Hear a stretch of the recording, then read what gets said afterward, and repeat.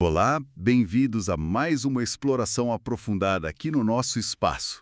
Hoje temos em mãos um material, olha, muito interessante para quem quer entender melhor as engrenagens do mercado financeiro brasileiro. São trechos selecionados do Guia Conceitos Básicos de Economia e Finanças, lá da certificação CPA 10 da Anbima.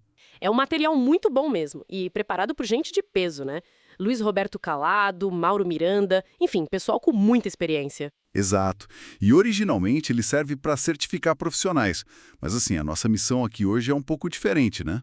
Sim, a ideia não é preparar para a prova, claro. Não, nada disso. O que a gente quer é mergulhar nesses conceitos, sabe? Extrair o essencial, as ideias-chave de economia e finanças que importam mesmo para a gente entender o noticiário, os investimentos. Entender como o cenário econômico afeta a nossa vida financeira, né? Isso, então, vamos desvendar isso juntos. O guia começa logo de cara falando dos indicadores econômicos, tipo os sinais vitais da economia. Exato, é como medir a febre, a pressão da economia.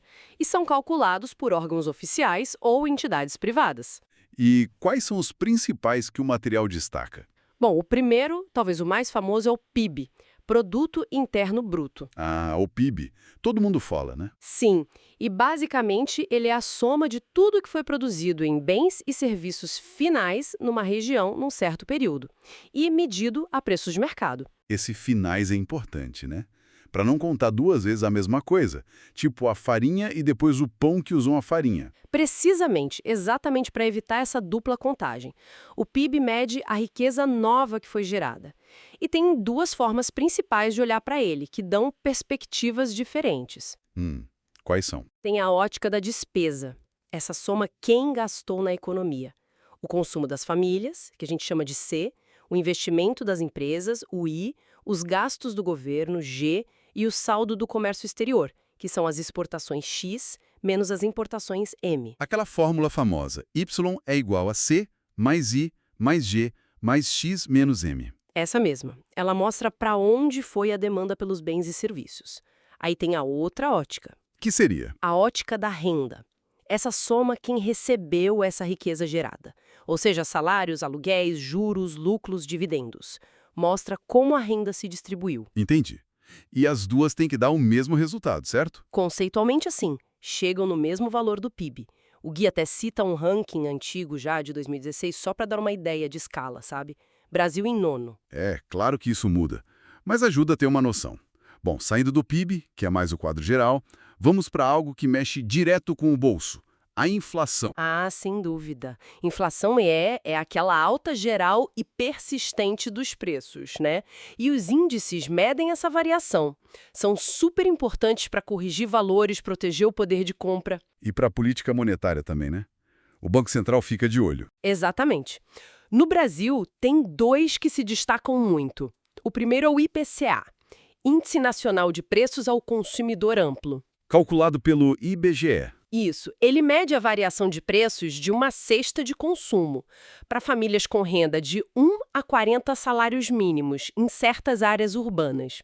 É o índice oficial que o Banco Central usa para a meta de inflação. Basicamente, mede o custo de vida para muita gente. E o outro famoso é o IGPM, né? Exato, o IGPM, Índice Geral de Preços do Mercado, calculado pela FGV. Só que ele é uma mistura. Mistura como? É que 60% dele vem do IPA, que são os preços no atacado, para o produtor. Aí 30% é do IPC, preços ao consumidor, tipo IPCA, mas com outra metodologia. E 10% é do INCC, custo da construção. Opa, então peraí, 60% é atacado? Nossa, é um peso enorme. É sim. Isso explica porque às vezes ele dispara ou cai muito. E o IPCA está mais comportado, né? Como o gráfico lá no material mostra. Qual a implicação disso na prática? Exatamente. O IGPM, por ter esse peso grande do atacado, é muito sensível a preço de commodity, a dólar, coisas que afetam o produtor primeiro. Por isso ele às vezes sobe ou cai antes do IPCA refletir no consumidor final. E onde ele é mais usado? Ele é muito usado para reajustar contrato longo, sabe? Tipo aluguel, algumas tarifas de energia. Então a diferença principal é essa. IPCA reflete mais o custo de vida do consumidor E GPM pega mais a pressão de custo na produção e afeta mais esses contratos específicos. É bom olhar os dois. Faz todo sentido. Se meu aluguel é pelo IGPM, eu fico de olho nele. Para ver se o salário acompanha o custo de vida, olhe o IPCA. E você falou de dólar. Taxa de câmbio é outro indicador-chave, certo? Fundamental, principalmente para gente, economia aberta. Taxa de câmbio é só o preço de uma moeda em relação à outra. A mais comum aqui é real por dólar, BRL/USD. Se tá, sei lá, 5,20, precisamos de R$ 5,20 para comprar $1. E o guia fala de duas taxas, Spot e Pitax. Isso. A taxa spot é o preço para o negócio agora, entrega imediata, o dólar pronto. E a taxa Pitax, essa é uma média das cotações do dia. O Banco Central calcula com base em consultas ao mercado. Por que essa Pitax é tão importante? Parece que usam para muita coisa. Sim, ela serve de referência oficial para um monte de contrato financeiro. Tipo derivativos na bolsa, sabe? E também para operações comerciais que precisam de uma taxa do dia, consolidada, não só a cotação de momento. O nome Pitax é antigo, de um sistema do BC, mas a função de referência continua firme. Entendi. E como o gráfico lá mostra, o dólar aqui é agitado, né? Bem volátil. Bastante. Agora, conectando tudo isso, chegamos no preço do dinheiro, as taxas de juros. O guia até chama de custo do dinheiro. Por quê? Porque juro é isso, né? É o custo para quem pega emprestado e é a remuneração para quem empresta ou investe. É o preço do dinheiro no tempo. E no Brasil, duas taxas dominam o noticiário: Selic e DI. A Selic. Mas aí tem uma pegadinha, né? Que tem duas Selics. Exatamente. Tem que ter cuidado. Existe a Selic Over ou Overnight. Essa é a taxa média que realmente acontece nas operações de um dia entre os bancos, usando títulos públicos como garantia. São as operações registradas lá no sistema Selic do Banco Central. Ela reflete o mercado. E a outra é a meta. Isso, a meta Selic. Esse é o alvo, o objetivo que o Banco Central, via Copom, define para a taxa básica. É a taxa que o BC tenta manter no mercado com suas operações. É super importante não confundir a taxa que o mercado pratica, over, com a meta definida. Peraí, mas se o Copom define a meta, por que a over não fica exatamente igualzinha todo dia? Ótima pergunta. A Selic Over pode flutuar um pouquinho em volta da meta. Coisa pouca, mas acontece. Depende das condições de liquidez do dia no mercado, sabe? O BC atua todo dia para manter a over o mais perto possível da meta, mas pequenas variações acontecem. A meta é o centro da banda, digamos. Entendido. Faz sentido. E a outra taxa famosa é DI, certo? O CDI. Exato. A taxa DI, de Depósito Interfinanceiro, ou DI-CETIP. Quem calcula é a B3.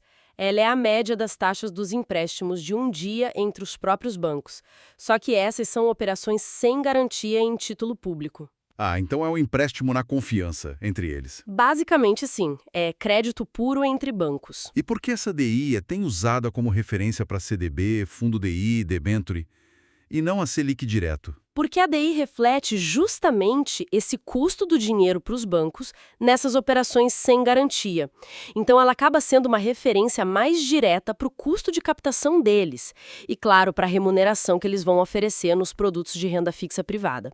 Mas, assim, como você pode imaginar, a DI e a Selic Over andam coladinhas. São quase a mesma coisa no dia a dia. Entendi. Das taxas de LTNs, mas hoje o uso dela é bem específico, né? Sim, é para corrigir a poupança. Isso, quando a Selic está acima de 8,5% ao ano. E também o saldo do FGTS e alguns financiamentos imobiliários mais antigos. Certo. E quem define a meta Selic, que acaba influenciando tudo isso, é o Copom? Como ele funciona? O Copom, Comitê de Política Monetária, é o órgão do Banco Central que decide a meta Selic. Ele foi criado lá em 96, se reúne 8 vezes por ano, são reuniões de 2 dias. E o que eles fazem nesses 2 dias? No primeiro dia, tem apresentações técnicas, análise do cenário econômico, inflação, expectativas. No segundo dia, eles discutem e votam para decidir a meta Selic.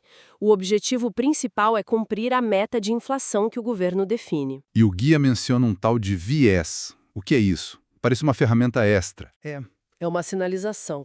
Se o Copom, além de definir a meta, indica um viés que pode ser de alta ou de baixa, isso dá ao presidente do Banco Central o poder de mudar a Selic na direção do viés entre as reuniões normais. Ah, tipo, se a coisa apertar ou afrouxar muito rápido. Exato. Se as condições mudarem muito rápido, ele pode agir sem ter que esperar a próxima reunião. Se não tem viés, a taxa só muda na reunião seguinte mesmo. Dá mais flexibilidade para a política monetária. Interessante. Fascinante mesmo. Bom, saímos desses indicadores macro. E o guia agora entra nos conceitos de finanças mais aplicados, digamos. O primeiro é super importante. Taxa de juros nominal versus real. Já falamos de inflação, imagino que tem tudo a ver. Tudo a ver. A taxa nominal é aquela que a gente vê anunciada, sabe? 10% ao ano no CDB, 5% de juros no empréstimo. É a taxa bruta que calcula o rendimento ou o custo em reais, mas sem descontar o efeito da inflação. Certo. Se eu investir R$ 1.000 a 10% nominais, no fim do ano tenho R$ 1.100. Ganhei R$ 100. Exato. Só que esses R$ 100 a mais compram a mesma coisa que compravam um ano antes? Provavelmente não, por causa da inflação. É aí que entra a taxa real. Ah, a taxa real tira a inflação da conta. Exatamente.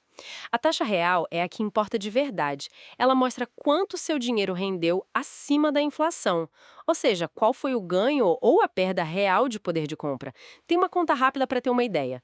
Taxa real é mais ou menos a taxa nominal menos a taxa de inflação. Então, se a nominal foi 10% e a inflação foi 6%, a real foi uns 4%. Aproximadamente isso. A conta exata é um pouquinho diferente. Usa divisão. 1 plus nominal dividido por 1 mais inflação. Mas o conceito é esse. E o ponto crucial é, se a inflação for maior que a taxa nominal, sua taxa real é negativa. Quer dizer, eu ganhei dinheiro no papel, mas perdi poder de compra. Exatamente. Você ficou mais pobre em termos reais. E o contrário também vale. Se tiver deflação, inflação negativa, a taxa real fica maior que a nominal. Esse número, a taxa real, é que diz se o seu investimento está crescendo de verdade. Nossa, essa é uma lição de ouro. Sempre olhar a taxa real. O guia até mostra uma tabela com isso no Brasil e varia bastante, né? Varia muito. Agora, outro conceito fundamental, talvez o mais poderoso em finanças: capitalização simples versus composta. Qual a diferença na prática? Parece coisa de matemática, mas Mas faz toda a diferença no bolso. É a diferença entre seu dinheiro crescer em linha reta ou crescer cada vez mais rápido. Na capitalização simples, os juros incidem sempre sobre o valor inicial, o principal. tipo R$ 1.000 a 10% ao ano. Juros simples. Eu ganho R$ 100 todo ano, sempre R$ 100. Isso. R$ 100 no primeiro ano, mais 100 no segundo, mais 100 no terceiro. O crescimento é linear, constante. Parece justo. Mas a composta é a famosa juros sobre juros, né? Exatamente. É aí que a mágica acontece, ou o pesadelo, se for dívida. Na capitalização composta, os juros de cada período são calculados sobre o montante que já acumulou, o principal mais os juros dos períodos anteriores. Como seria no mesmo exemplo, R$ 1.000 a 10% ao ano. No primeiro ano, igual, ganha R$ 100, vai para 1.100. Mas no segundo ano, os 10% incidem sobre os R$ 1.100. Aí você ganha 110 de juros. O total vai para R$ 1.210. Ah, já não foi R$ 100. Não. E no terceiro ano, 10% sobre 1.210, que dá R$ 121 de juros. E assim vai. O bolo cresce sobre o bolo mais o fermento, sabe? O crescimento acelera com o tempo, é exponencial. Uau! A diferença no longo prazo deve ser brutal. É gigantesca. Por isso, o tempo é o melhor amigo do investidor que usa juros compostos. E o dia diz que a composta é a regra no mercado financeiro, né? Sim, isso leva a outra dúvida. Como é que a gente compara taxas de períodos diferentes, tipo uma taxa mensal com uma anual, se os juros são compostos? Não é só multiplicar por 12. Não mesmo. Se fosse juros simples, sim. 1% ao mês seria 12% ao ano. A gente chama isso de taxas proporcionais. Multiplica ou divide. Fácil. Mas com composto não dá. Não dá. por causa dos juros sobre juros. 1% ao mês composto não rende só 12% no fim do ano, rende mais. Para comparar ou converter taxas em períodos diferentes no regime composto, a gente usa o conceito de taxas equivalentes. E como calcula isso? Tem fórmula? Tem uma fórmula específica, R2 igual a 1 mais R1, N2N1, 1, mas o importante é entender a lógica. Você precisa capitalizar a taxa do período menor pelo número de períodos que cabem no maior. Por exemplo, 1% ao mês composto equivale, na verdade, a 12,68% ao ano. Não é 12. Entendi. Tem que fazer a conta certa para não comparar banana com laranja. A taxa de EI, por exemplo, que é anual, mas capitaliza todo dia. Exato. Para saber quanto ela rende num mês, tem que calcular a taxa equivalente mensal. Não dá para só dividir anual por 12. Ok, anotado. Muita coisa para comparar. E falando nisso, como saber se um fundo de investimento foi bem ou mal? Às vezes a gente vê rendeu X%, mas O guia fala de índice de referência, o tal do benchmark. O que é isso? benchmark é tipo assim, um ponto de referência, um padrão para você comparar o desempenho do seu investimento. Dizer que um fundo rendeu, sei lá, 15% no ano, parece bom, né? Mas a pergunta é, comparado a quê? Tipo, se a bolsa subiu 30% nesse ano, talvez os 15% não tenham sido tão bons assim para um fundo de ações. Exatamente. Ou ao contrário, se o índice de referência daquele fundo, digamos a taxa de rendeu 10%, então os 15% foram ótimos. O benchmark dá contexto, ajuda a avaliar o desempenho relativo, não só o absoluto. Faz sentido. E como escolher um bom benchmark? Ele precisa ser adequado ao tipo de investimento, né? Não adianta comparar um fundo de renda fixa conservador com o Ibovespa. Tem que ser mensurável, transparente e definido antes de começar a avaliação. O guia até lista exemplos: DI, índices IMA da Ambima, Ibovespa e BRs. Depende do ativo. Entendi. O benchmark é a régua para medir. E além do retorno, outro fator super importante é o risco. O guia introduz a volatilidade. Como ela mede o risco? Volatilidade mede o quanto o preço de um ativo varia, o quanto ele oscila, sabe? Num certo período. A conta técnica usa desvio padrão dos retornos, mas a ideia é simples. Quanto mais o preço de um ativo sobe e desce bruscamente, mais volátil ele é. E mais volátil significa mais arriscado? Geralmente sim, porque um ativo muito volátil tem um resultado final mais incerto. Pode subir muito, mas também pode cair muito.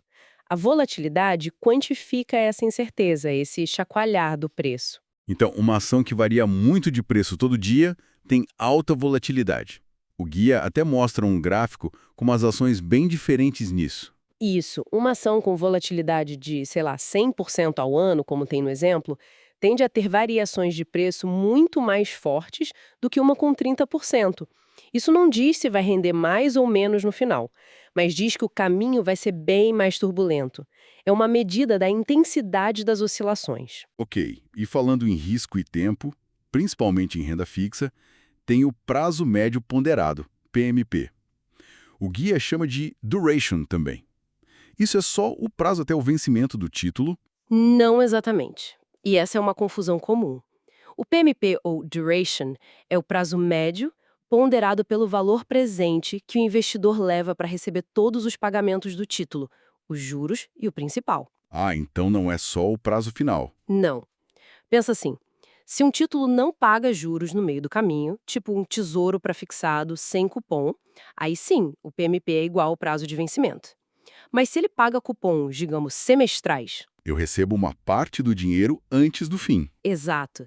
E isso faz com que o prazo médio para você receber todo o seu dinheiro de volta seja menor do que o prazo total do título. O PMP leva isso em conta. Quanto maiores e mais frequentes os cupons, menor o PMP em relação ao prazo final. E por que esse PMP é importante? Para que serve saber isso? Ele é uma medida-chave da sensibilidade do preço do título às mudanças nas taxas de juros do mercado. Regra geral, quanto maior o PMP ou duration, mais o preço daquele título vai variar para cima ou para baixo se as taxas de juros do mercado mudarem. Opa! Então PMP longo significa mais risco de preço se os juros mexerem. Exatamente, maior risco de taxa de juros. Então isso conecta direto com o próximo conceito, marcação a mercado, MAN, que é como os títulos são precificados no dia a dia, né?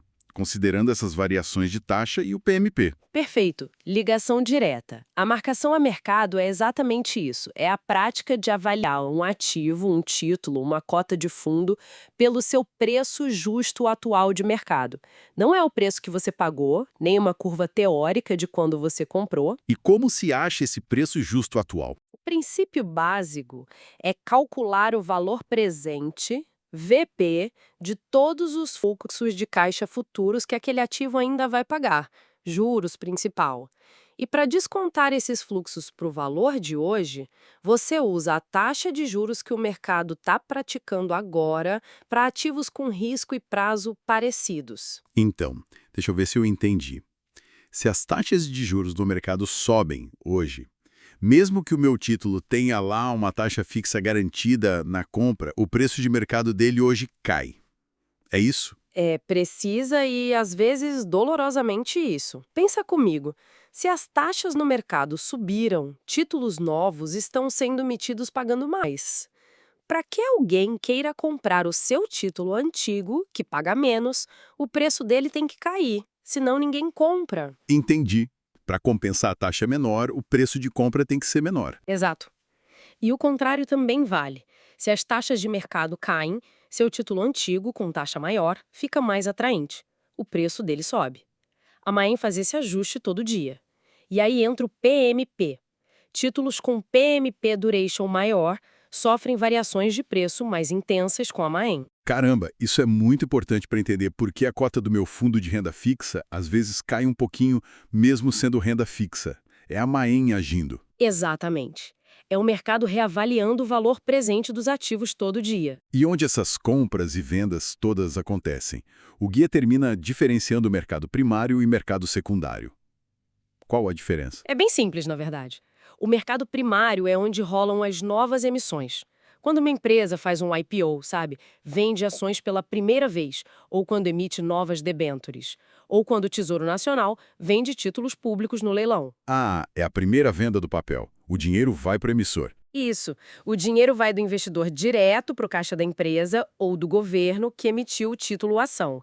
Captaram recursos novos. E o secundário? O mercado secundário é onde os investidores negociam entre si esses ativos que já existem, que já foram emitidos lá no primário. A Bolsa de Valores é o grande exemplo de mercado secundário para ações. Quando você compra uma ação da Vale na Bolsa, você não está comprando da Vale. Estou comprando de outro investidor que tinha ação e quis vender. Exatamente. O dinheiro só troca de mãos entre investidores. A empresa emissora não participa dessa transação no secundário. Mas então por que o mercado secundário é importante para a empresa que emitiu o ativo, se ela nem recebe dinheiro dali? Ele é crucial por dois motivos principais. Primeiro, ele dá liquidez para os investidores. Liquidez, a capacidade de vender quando quiser. Isso. Saber que existe um mercado onde você pode vender seu ativo depois torna ele muito mais atraente lá na hora da emissão primária. Ninguém quer comprar algo que não pode vender depois, né? Verdade. E o segundo motivo? É a sinalização de preço. Os preços que são praticados no mercado secundário mostram para a empresa como o mercado está avaliando os ativos dela, o risco dela. Isso influencia o custo para ela captar dinheiro de novo no futuro, lá no primário, e orienta decisões financeiras. Um mercado alimenta o outro. Ufa, que jornada!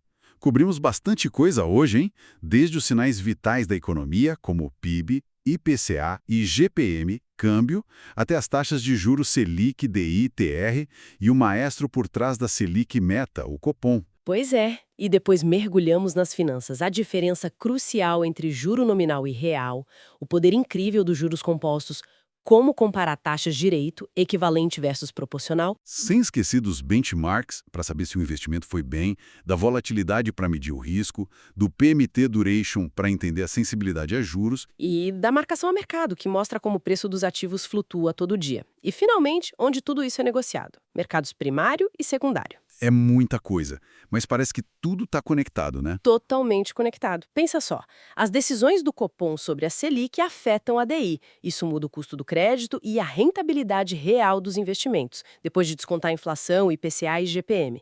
Aí isso mexe no valor dos títulos via marcação a mercado e a intensidade dessa mexida depende do PMT Duration. E o apetite do investidor por risco, que é influenciado por tudo isso, mais a volatilidade, o câmbio, vai definir o movimento nos mercados primário e secundário. Uau! É uma rede complexa, mas fascinante, né? E a reflexão final que talvez fique a partir dessa visão integrada que o material da Ambimo ajuda a construir é como que a gente pode usar esse entendimento conectado da macroeconomia até as finanças do dia a dia e do mercado para tomar decisões melhores, mais conscientes, mais estratégicas, seja como investidor, seja como profissional, né? Excelente provocação para a gente continuar pensando. Muito obrigado por acompanhar a gente nesta análise detalhada dos conceitos básicos de economia e finanças. Espero que tenha sido útil. Até a próxima!